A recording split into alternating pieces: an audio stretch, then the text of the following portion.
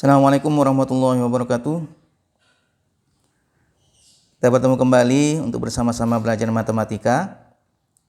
Dan kali ini kita akan membahas tentang trigonometri yang di dalamnya dibahas tentang aturan sinus. Nah, seperti apa aturan sinus itu? Saya berikan sebuah segitiga ABC. Segitiga ABC. Kemudian dari segitiga ini saya berikan besar sudut-sudutnya.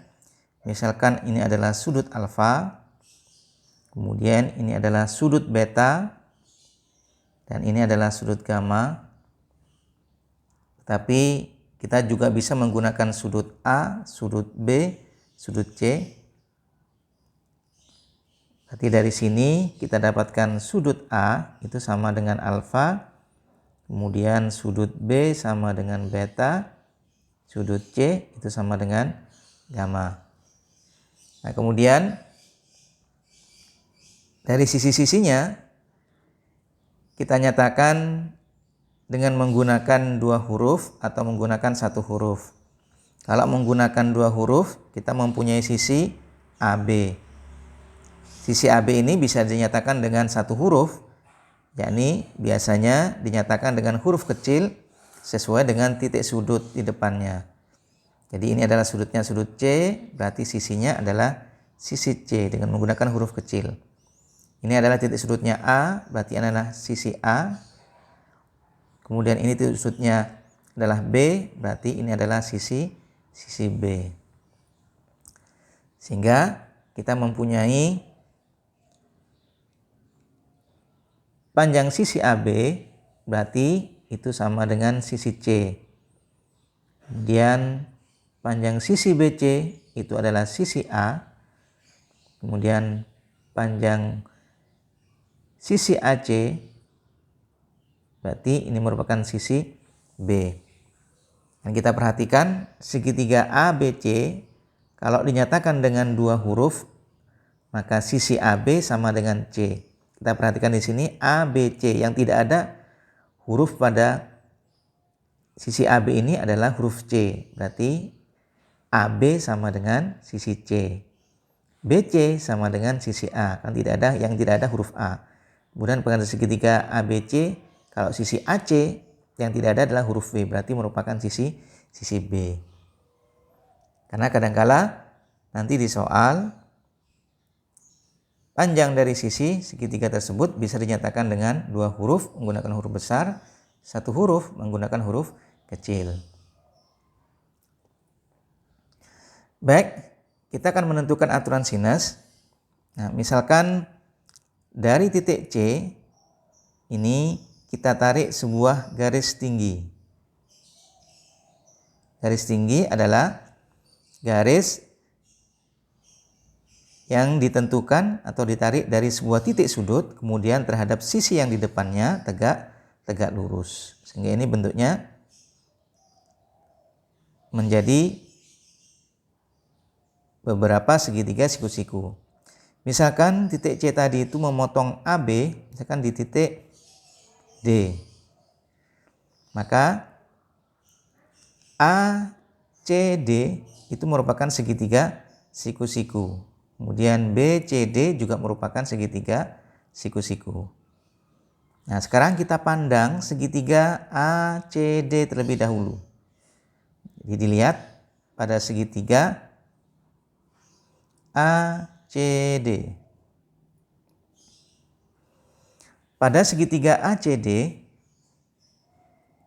sinus daripada sudut alfa atau sudut A, sinus daripada sudut alfa itu sama dengan sinus adalah perbandingan sisi depan per sisi miring. Sisi depannya adalah CD. Sisi miringnya adalah AC atau sama dengan B. Maka dari sini kita dapatkan CD berarti sama dengan B kalikan sinus alfa. Jadi CD itu sama dengan B dikalikan dengan sinus alfa. Kemudian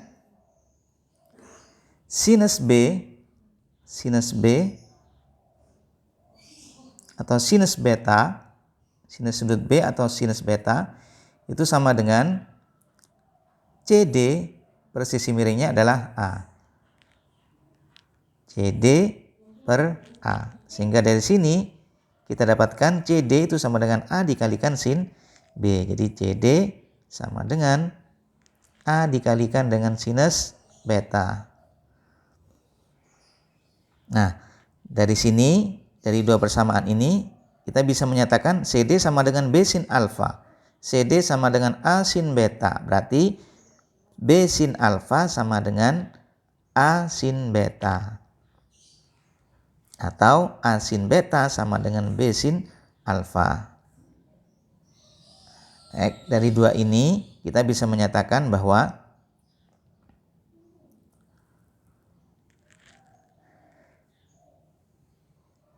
A sinus beta, A sin beta berarti sama dengan B sin alfa. Sehingga kita bisa menyatakan juga A per sinus alfa. Jadi sinus alfanya ini kita jadikan pembagi ke sini. Sin alfa itu sama dengan B per sinus betanya kita jadikan pembagi di sini. Sin beta. Jadi kita punya A per sin alfa sama dengan B per sin beta. Misalkan ini adalah kita buat persamaan pertama. Nah sekarang misalkan kita buat garis tinggi lagi dari titik sudut A. Ini saya buat titik garis tinggi yang tegak lurus di sini. Misalkan ini adalah E, maka terbentuk segitiga siku-siku ACE dan BAE atau ABE. Nah, sekarang kita pandang segitiganya adalah segitiga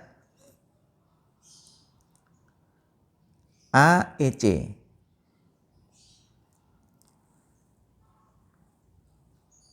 Pada segitiga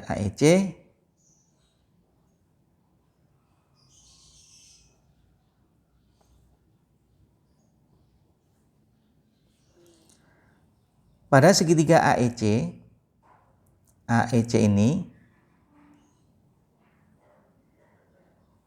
sinus gamma ini merupakan perbandingan dari sisi depannya adalah AE per B yang merupakan sisi miringnya.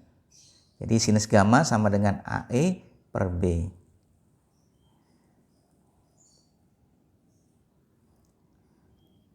Sinus gamma itu sama dengan AE per B. Dari sini kita dapatkan AE berarti B kalikan sinus gamma. AE sama dengan B dikalikan dengan sin gamma.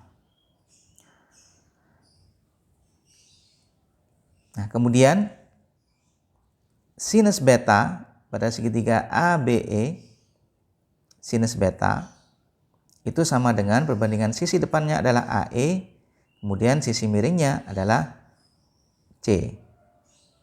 Sehingga sin gamma itu sama dengan AE per C. Yakni panjang AB kan sama dengan C. Jadi kita dapatkan sinus beta itu sama dengan AE per C. Nah, dari sini kita dapatkan AE berarti itu sama dengan C dikalikan dengan sin beta. Maka dari sini, dari dua persamaan ini, AE sama dengan B sin gamma, AE sama dengan C sin beta. Berarti B sin gamma itu sama dengan C sin beta. Jadi kita tuliskan B sinus gamma itu sama dengan C sinus beta. Dari sini kita bisa buatkan persamaan lagi. B per sin betanya saya letakkan di bawah.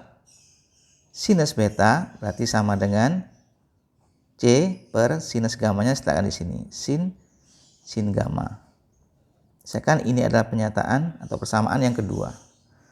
Nah, kita punya dua persamaan. A per sin alfa sama dengan B per sin beta. Kemudian B per sin beta sama dengan C per sin gamma. Dengan menggunakan sifat transitif, maka kita dapatkan A per sin alfa sama dengan B per sin beta sama dengan C per sin gamma. Sehingga kita dapatkan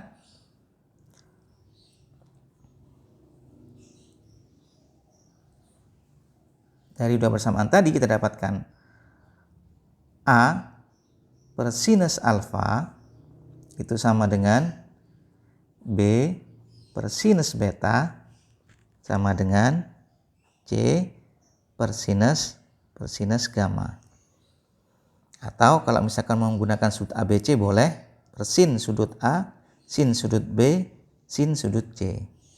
Nah, ini yang disebut dengan aturan sinus. Tentu nanti kita akan menggunakan dua persamaan saja. Jadi bisa persamaan ini dengan ini, atau sin AA per sinus alfa sama dengan C per sinus gamma, atau B per sinus beta sama dengan C per sinus gamma.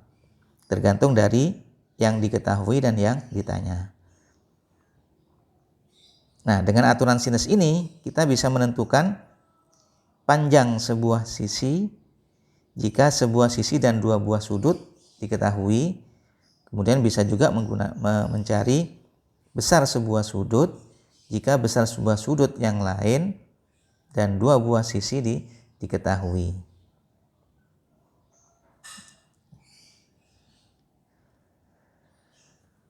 Baik. Sekarang contoh soal, misalkan ada soal seperti ini.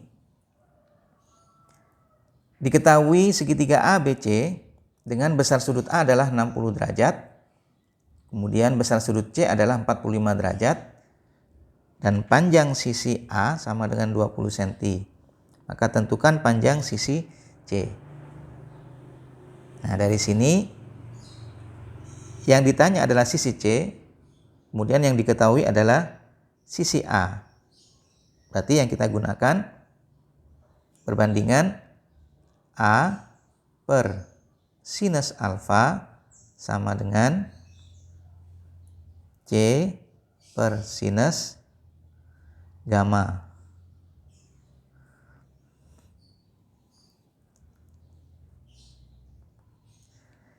Di mana A-nya itu sama dengan 20.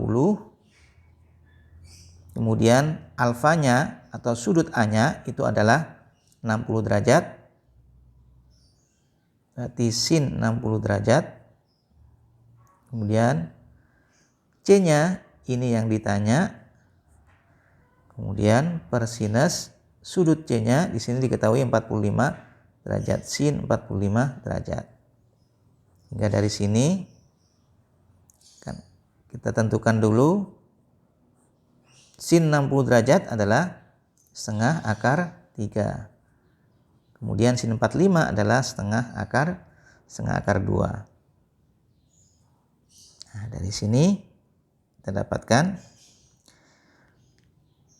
setengah akar 2 kita kalikan ke sebelah kiri atas. Sehingga 20 dikalikan dengan setengah akar 2 atau setengah akar 2 kali 20 per setengah akar 3 ini sama dengan panjang sisi C-nya.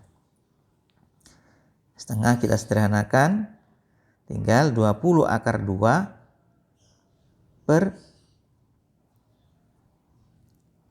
akar 3. Sehingga sini adalah 20 akar 2 per akar 3. Ini adalah C-nya. Tapi kita perhatikan di sini, ini masih belum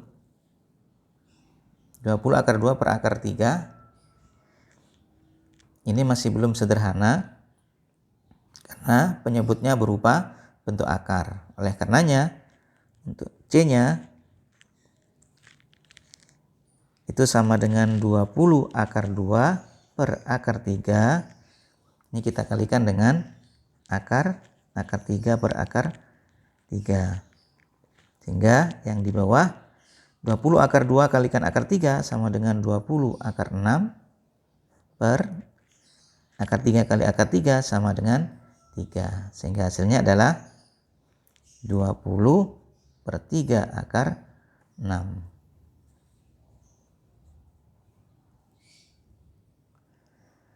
Kemudian contoh yang kedua.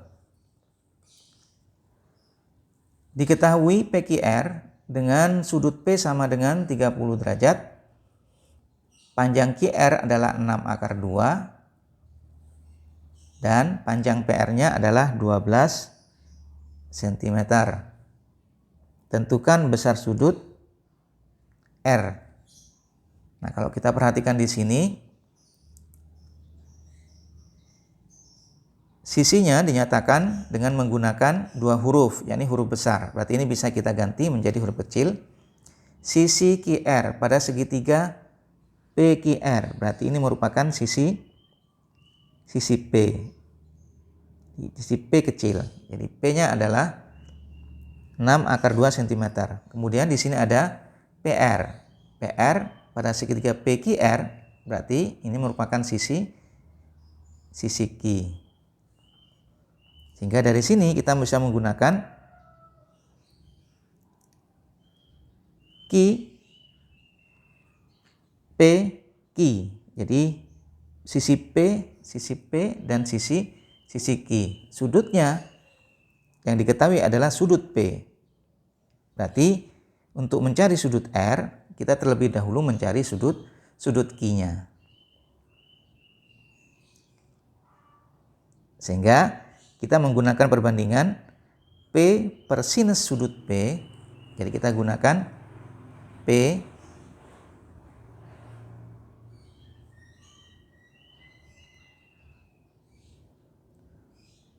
per sinus sudut P itu sama dengan Q per sinus sudut Q. Kita akan mencari besarnya sudut Q. Nah, dari sini P-nya panjangnya adalah 6 akar 2. Kemudian sudut P itu besarnya adalah 30. Berarti sin 30 derajat sama dengan Q-nya panjangnya adalah 12 cm. Kemudian sinus sudut